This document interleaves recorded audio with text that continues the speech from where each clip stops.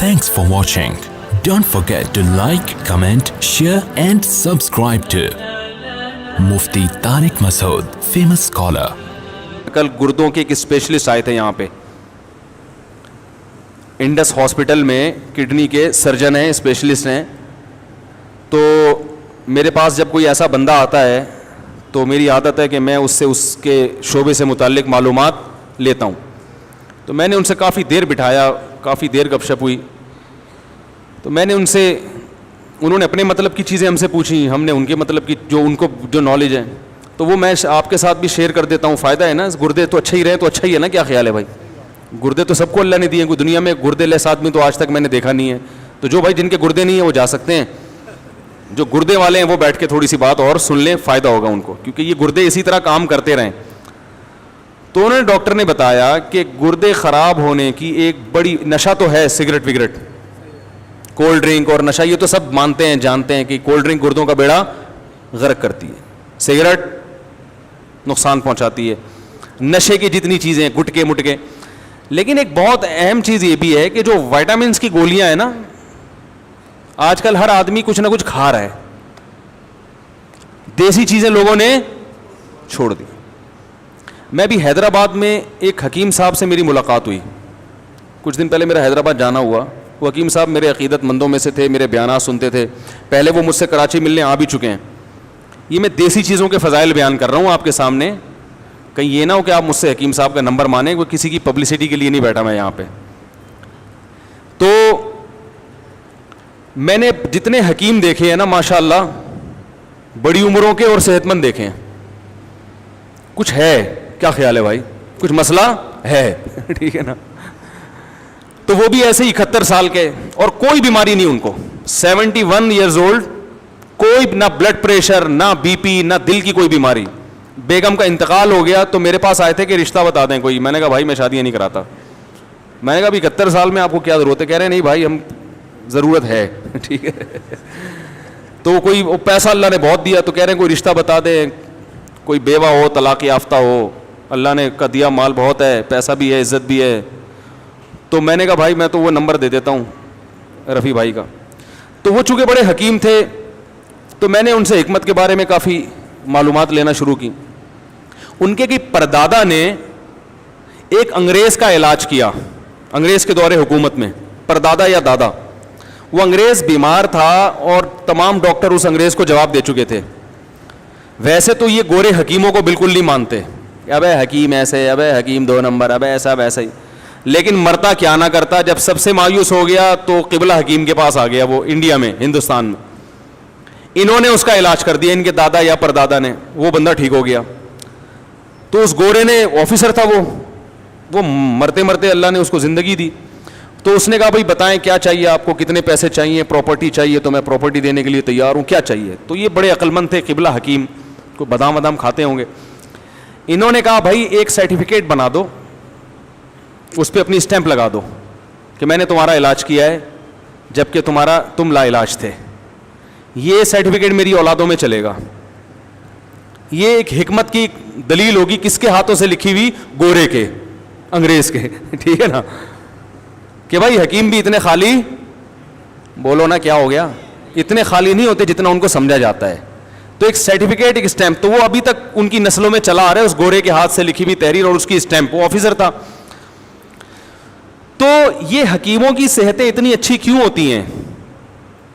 इसलिए कि तमाम दवाएं बच्चों की पहुंच से दूर रखते हैं और खुद भी उनकी पहुंच से दूर रहते हो. दवा का उसूल है शदीद तरीन ज़रूरत के बगैर इस्तेमाल ना की जाए. आज जरा आयरन की थोड़ी सी कमी, आयरन के कैप्सूल फांकना शुरू कर दिए. फलां चीज़ की कमी, फलां के कैप्सूल. अबे भाई आयरन की कमी है तो सेब खा ले, पालक खा ले, अल्लाह के बंदे. पालक से तो वैसे पतरी होती है, सेब खा ले. लाइफ स्टाइल को तमीज़ से ठीक कर ले, तू जल्दी सो ले, सुबह जल्दी उठ ले, एक्सरसाइज कर ले, अंदर का सिस्टम सही होगा तो आयरन की कमी, किसी में कैल्शियम की कमी तो कैल्शियम की गोलियां फांकना शुरू कर रहा है वो. जब आपके अंदर का सिस्टम ठीक नहीं होता तो किसी न किसी चीज़ की कमी होती है. जब अंदर का सही होता है ना आदमी, तो जो खाएगा सारी चीज़ें पूरी होंगी उससे. ये जो गंदम की रोटी है, इसमें अल्लाह ने दुनिया की हर चीज़ डाल दी है. इसी से हड्डी भी बनेगी, اسی سے آنکھوں میں بینائی بھی آئے گی, اسی سے بال بھی گرو کریں گے. گندم کو, میرا ایک بیان سن لیں دوبارہ, آڈیو بیان ہے, گندم کی روٹی. تو جب اندر کا سیٹ اپ صحیح نہیں ہوتا تو پھر ساری چیزیں کیا ہو جاتی ہیں. تو انہوں نے بتایا, جو کڈنی کے اسپیشلسٹ تھے, کہ یہ جو وائٹامنس کی گولیاں کھائی جا رہی ہیں, یہ اس سے بھی کیا ہو رہا ہے, گردوں میں پتھری بنتی ہے. تو اور بہت ساری کافی مفید معلومات, اللہ ان کو ان کی عمر میں برکت دے, کم از کم ان کے گردے اللہ صحیح رکھے, ٹھیک ہے نا. تو انہوں نے میں کڈنی کے بارے میں اتنی اچھی معلومات دی. تو دواؤں, پیناڈول ہے, ذرا سی ٹینشن ہوئی, تھکاوٹ ہو رہی ہے, 2 گولیاں پیناڈول پھانک کے, ابے بھائی تجھے تھکاوٹ ہو رہی ہے, سو جا, تو آرام کر لے, تھوڑا گرم پانی سے نہا لے, کیا خیال ہے, تھوڑے پٹھے وٹھے کیا ہو جائیں گے, کھل جائیں گے, مالش کر لے, ٹھیک ہے. تو یہ چیزیں ہوا کرتی تھی. میں نے بڑے بڑے حکیم دیکھے ہیں, بوڑھے ایسی فٹنس. ہمارے محلے میں ایک حکیم, ہاں یہ مطلب نہیں ہے کہ ہر حکیم اس قابل ہے کہ علاج کرائیں, ان میں بڑے بڑے فراڈی بھی پڑے ہوئے ہیں بھائی. اسٹرائڈ کھلا رہے ہوتے ہیں مریضوں کو نا, دواؤں میں ڈال کے وہ ایک دم فٹ فاٹ ہو جاتا ہے. تو اس میں بہت فراڈ بھی بہت ہے, لیکن اس کا یہ مطلب نہیں ہے کہ جو حکمت کا طریقہ علاج ہے وہ طریقہ علاج ہی غلط ہے. بہت ساری چیزیں آج بھی, اور آپ کو ایک بات بتاؤں, حکیموں کے جو نسخے ہیں, کئی نسخے ایسے 1000 سال سے چلے آ رہے ہیں, اب تک کوئی سائڈ افیکٹ ان کا سامنے نہیں آیا. جوارش جالینوس 1000 سال پرانی ہے, حکیم جالینوس نے ایجاد کی تھی, یہ 1000 سال سے چلی آ رہی ہے. کہ نام کتنا اچھا ہے, جوارش جالینوس ہے بھائی.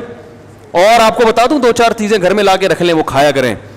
اور کیا کھائیں آپ, خمیرہ گاؤ زبان, یہ صبح ناشتے کے بعد 1 چمچہ کھا لیا کریں. دماغ کی سیٹنگ انشاءاللہ کبھی بھی آؤٹ بولو بھائی نہیں ہوگی. بنفشہ شہتوت رکھ لیں, کھانسی وانسی ذرا سی ہو, گرم پانی میں بنفشہ شہتوت ڈال کے. اور کالی مرچ کے تمہارے ایک پورا اس پر بیان ہے, پھوڑے پھنسی ہو رہے ہیں, کالی مرچ اچھی طرح چبا کے نا نگل لیا کریں, یہ سب فٹ فاٹ ہو جائیں گے انشاءاللہ. تو بہت سارے, ہمارا جو کچن ہے اللہ نے اس کے اندر اتنا کچھ رکھا ہوا ہے کہ ہمیں دوا کی طرف جانے کی چندہ ضرورت نہیں ہے. ڈاکٹر کے پاس یا دوا کے پاس اس وقت جائیں جب بہت شدید مجبوری, اور بیچارہ ڈاکٹر بھی مجبور ہے دوائیں لکھ کے دینے پر. ڈاکٹر یہ کہتے ہیں کہ ان کمبختوں کو دوا لکھ کے نہ دو تو یہ سمجھتے ہیں کہ ہمارا علاج ہو ہی نہیں رہا ہے, وہ دوبارہ ڈاکٹر کے پاس آتے ہی نہیں ہیں. اور جتنے بھر کے کیپسول لکھ کے دے گا نا, لوگ سمجھتے ہیں یہ ہے بہترین ڈاکٹر. سمجھ رہے ہو؟ تو ڈاکٹر بھی کیا ہے, بولو نا.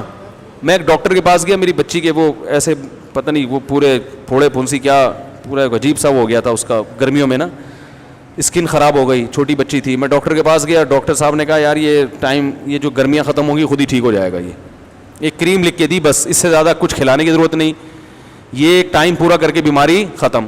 اب ایسے ڈاکٹر کے پاس لوگ جاتے ہیں, بولیں گے نہیں یار بچی کی اسکن کا مسئلہ, اور مجھے ایسے ہی بول دیا کہ یہ کریم لگاؤ اور بس جاؤ ٹھیک ہو جائے گا, اور وہ ٹھیک ہو بھی گئی. وہ تو ایسے ہی ڈاکٹر ہوگا, بیٹھتے ہی کیا کرے, سب سے پہلے ایک انجیکشن ٹھوکے, پھر اتنی دوائیں لکھ کے دے, پھر یہ صبح شام.